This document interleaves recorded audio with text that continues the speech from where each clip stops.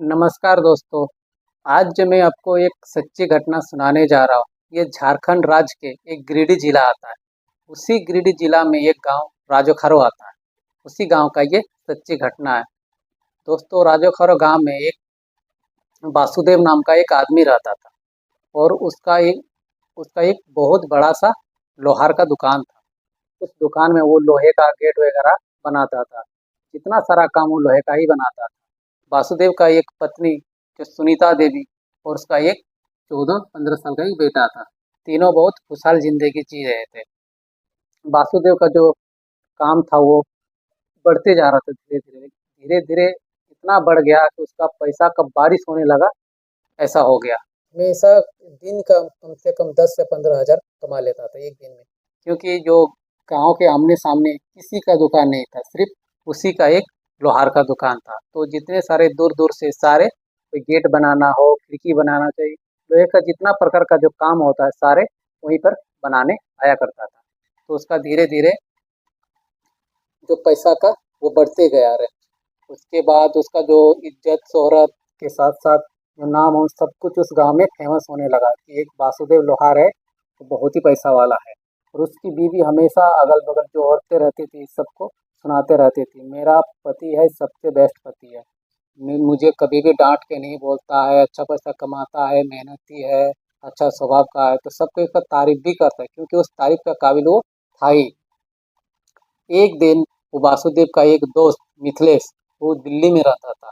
तो वो दिल्ली से उसका गांव आता है। जब गांव आता है अपना बचपन का दोस्त जो मिलने के लिए, तो दोनों मिलके बहुत खुश हो जाते हैं। वो साथ में वक्त बिताते हैं। शाम में काम खत्म होने के बाद खेत खलिहान तरफ घूमने जाता है। फिर रात को लोग दोनों मिलके पार्टी करता है और आराम से सो जाता है। कम से कम 2 दिन वो दोस्त उसके पास था और 2 दिन बहुत सारे एंजॉय करने लगा। उसके बाद वो बोलने लगा, दिल्ली वाला दोस्त, कि अब मुझे जाना चाहिए, बहुत दिन हो गया, 2-3 दिन, अब मुझे काम पे जाना चाहिए। तो वो जो वासुदेव लोहार था वो बोलता था, अरे यार इतना दिन बाद आए हो और कोई दिन रुक जाना, एंजॉय करते अच्छे से फिर चले जाना। वो बोलते अच्छा ठीक है। उस दूसरे दिन जो लगभग 23 अप्रैल 2025 का दिन था, लगभग शाम का टाइम था, दोनों दुकान में आपस में बैठ के दोनों बातें कर रहा था। उसी टाइम उसी गांव की एक परमिला देवी जो कि विधवा थी, वो उसका दुकान पे आती है और वासुदेव लोहार को बोलती है कि चलिए मेरा घर, मुझे एक बड़ा सा गेट बनवाना है, उसके लिए आप जो लंबाई चौड़ाई होता है वो नाप लेके आइएगा। तो ये बोलता है अच्छा ठीक है, थोड़ा देर बाद आऊँगा। उसके बाद भी थोड़ा और अच्छा खासा बात उस बीच दोनों का बीच होने लगता है। तो उसी टाइम जो उसका दोस्त था मिथिलेश, तो दिल्ली से आया हुआ था, वो उस पर बुरा नज़र डालने लगता है और वासुदेव से अपना दोस्त से बोलता है, अरे यार ये औरत कौन है, बहुत खूबसूरत लग रही है। तो वासुदेव मिथिलेश को बताता है, ये हम लोग की जो गांव की एक औरत है, इसका बेचारी से इसका पति 1 साल पहले ही गुजर चुका है और 3-4 साल पहले उनका सास ससुर वो भी डेथ हो गए। इसका आगे पीछे कोई नहीं है, ये बेचारी अकेले है। खुद मेहनत करती है, काम करती है और घर का काम भी करती है और खुद घर में चलाती है खुद को भी। उसके बाद दोनों बात विचार करते हैं। तो मिथिलेश वासुदेव को बोलता है कि यार मेरा इससे बात उत करवा दो ना, थोड़ा सेटिंग वेटिंग करवा दो। तो वो वासुदेव बोलता है मिथिलेश को, नहीं यार मैं सब चीज़ चक्कर में पड़ने वाला नहीं हूँ, तुम अगर बात करना ही है तो तुम खुद ही बात कर लो। वो बोलता है अच्छा ठीक है, तुम्हारे साथ आज मैं उसका घर जाऊँगा, वहीं बात करूँगा। तो वासुदेव लोहार बोलता है अच्छा ठीक है, मेरे साथ चलना, वहीं बात कर लेना। उसके बाद वो औरत वहाँ से चली जाती है। उसके बाद ये दोनों खाना वाना खाते हैं।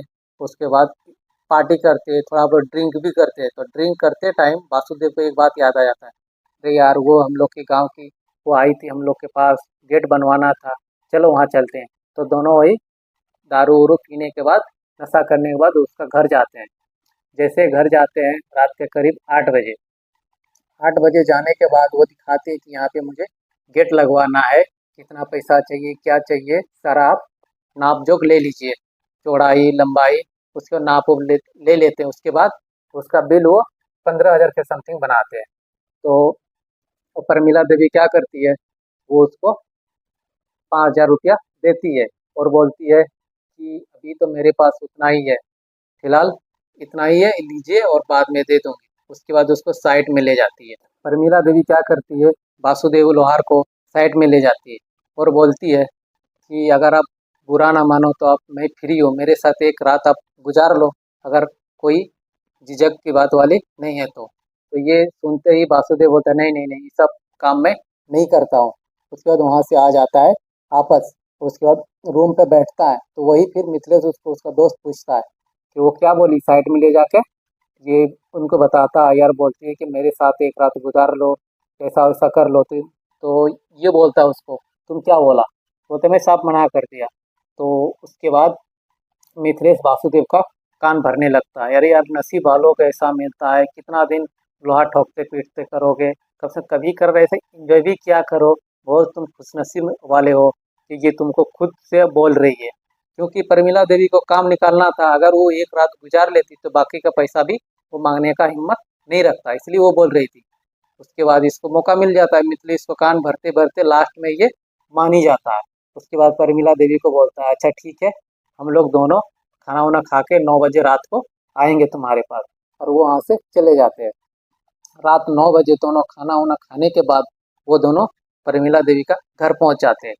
घर पहुँचने के बाद वो दोनों उनके साथ पूरी रात तक गलत करता है, संबंध बनाता है, और वो लोग सुबह सुबह फिर वहाँ से निकल के घर आता है। इसी तरह 3-4 दिन कंटिन्यू चलता रहा। उसके बाद उसका जो दोस्त मिथिलेश था, जो दिल्ली से आया हुआ था, वो अपना बैग वैग पैक करते और वो दिल्ली चला जाता है। मगर वो तो चला जाता है, ये जो वासुदेव लोहार था, इसको एक बुरी सा लत लग जाता है प्रमिला देवी के पीछे। उसके बाद हमेशा एक दो दिन में प्रमिला जो देवी थी उसका घर ये जाया करता था और उसके साथ रातें बिताया करता था।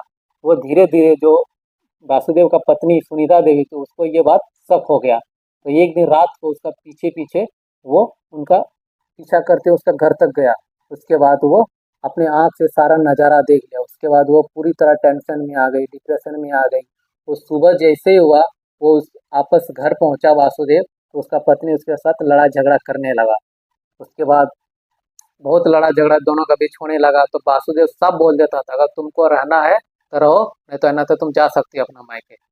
उसके बाद ये बहुत बुरी तरह फंस जाती है, अब करेगी तो करेगी क्या, क्योंकि दुकान में जितना सारा पैसा कमाता था वासुदेव, सारा उस विधवा के पीछे उड़ा देता था, रंगरलिया मनाता था। उसके बाद इसको टेंशन होने लगा कि इसके पीछा कैसे छुड़ाऊं। तो ये वो दिमाग सोचते सोचते एक दिन वासुदेव लोहार का घर एक सपेरा आता है और वहाँ पे आवाज देता है कि कोई है घर पे, थोड़ा सा कृपया दूध दे दीजिए, मेरा सांप कई दिनों से भूखा है। तो इतने में सुनीता देवी बाहर निकलती है और बोलती है कि मैं तो तुझे दूध दे ही दूंगी, लेकिन जरा आप बताइए कि आपके पास कोई जहरीला सांप उप रखते हैं या फिर ऐसे ही डोंगी वाला जो बिना जहर वाला सांप लेके घूमते हैं। तो वो बोलता है कि हाँ, बहुत सारे मेरे पास, एक से एक जहरीला सांप है जो काटते ही 5 मिनट के अंदर इंसान मर सकता है। तो वो सुनीता देवी उसको कान में बोलती है, मैं तुम्हें 5,000 रुपया दूंगी, मुझे एक जहरीला सांप चाहिए। तो वो बोलता है अच्छा ठीक है, क्योंकि वो पैसा का भूखा था सपेरा। उसके बाद सुनीता देवी उसको 5,000 रुपया देती है और वो सांप वो ले लेती है। उसके बाद वो पैसा लेके चला जाता है सपेरा। और उसी टाइम जब सुनीता देवी अपना सांप लेके अंदर घुस रही थी, उस टाइम उसका बेटा स्कूल से आ रहा था और वो देख लेता है कि उसकी मम्मी जो कुछ टोकरी में लेके अंदर जा रही है। उसके बाद ये भी उनका बेटा को देख लेता है, तो वो तुरंत जाती है अंदर और अंधेरे कमरे में एक टोकरी के ऊपर ईंटा रख देती है और वो अंदर चली जाती है। इतने में उसका बेटा आता है, पूरा भूखे पेट रहता है, खेलते खुलते आता है और अंधेरा रूम घुसता है। जैसे ही अपना स्कूल का बैग रखता है, निकलते टाइम उसका पैर उस टोकरी पे लड़ जाता है। लड़ते ही ईंटा जमीन पे नीचे गिर जाता है और वो जो सांप था वो निकल के बाहर आ जाता है। और इसका लड़का सांप देख के वहां से भाग के मम्मी के पास आता है, बोलते हैं मम्मी मम्मी, हम लोग का घर में एक सांप है। उसके बाद मम्मी उसको सारा कुछ अपना बेटा को समझाती है कि तुम्हारा जो पापा है ना, उसके पीछे पागल है, और हम लोग के साथ जो सर पे काल मंडरा रहा, सारा पैसा उसी का पीछे उड़ा रहा, आने वाले कल दिन हम लोग के लिए 1 रुपया भी नहीं बचेगा। तो मैं उसी को उपाय कर रहा हूँ सांप को, ताकि सांप को ले जाकर रात में उसका घर में छोड़ दूंगी और उस विधवा औरत को सांप काट के उसको मार देगा, तभी तुम्हारा पापा का जो पीछा है उससे छूट जाएगा। इतना सुनते ही उसका बेटा पूरा डर जाता है और डर के मारे वो खाना भी नहीं खा पाता है। उसके बाद थोड़ा देर बाद उसका पापा घर आते हैं। जैसे घर आता है उसका बेटा सारा कुछ बता देता है कि पापा ऐसा ऐसा बात है, मम्मी ने एक सांप खरीदा था और घर पे रखा, वो घर से निकल चुका है सांप और पता नहीं कहाँ चला गया। वो पहले से उसका पापा नशे में था तो उतना बात को गौर नहीं किया। तो छोड़ो जाने दो, सांप है ना कहीं वो बाहर भाग गया होगा। और इतना करके सब कुछ खाना वाना खा के वो लोग रात में अपना अपना रूम में सो जाते हैं। उसी रूम में वो वासुदेव लोहार सोता है और वो उसके मम्मी और उसका जो बेटा था डर से उस रूम में नहीं सो के दूसरा रूम में सोने चला जाता है। रात का करीब 2 बज जाता है, 3 बज जाता है। जब सुबह हो जाता है वासुदेव लोहार नींद से जब जगता है तो अपने उन लोग को उठाने जाता है। जब उठाने के लिए जाता है तो वो दोनों मृत अवस्था में दोनों पड़े रहते हैं, उसका बीवी और उसका बेटा। तभी इसको देख के इसका होश हवास उड़ जाता है, वो पूरा चिल्लाने लगता है, रोने लगता है कि हम मेरा बीवी और बेटा को किसी ने मार दिया है, कौन है ये, पूरा ऐसे रोना धोना करता है। तो इतने में गांव वाले इकट्ठा हो जाते हैं और सब कोई पूछते आखिर हुआ कैसे, तो ये अपना बताते हैं कि मैं इस कमरा में सोया था, ये दोनों इस कमरा में सोया था, पता नहीं किसने उन लोग को मार के सुला के वो लोग भाग गया, मौत का घाट उतार दिया है। तो उतने में एक आदमी पुलिस का कंप्लेन करता है। पुलिस पहुंचती है और एक चार्जशीट तैयार तैयार करती है। पूरा पूछताछ करते हैं कि कैसे किया हुआ, उसने सारा कुछ बताया, मुझे तो कुछ नहीं पता, मैं इस रूम पे सोया था और ये दोनों उस रूम में सोया था, पता नहीं कोई रात में आया और मेरे बीवी और बच्चे को मार के चला गया।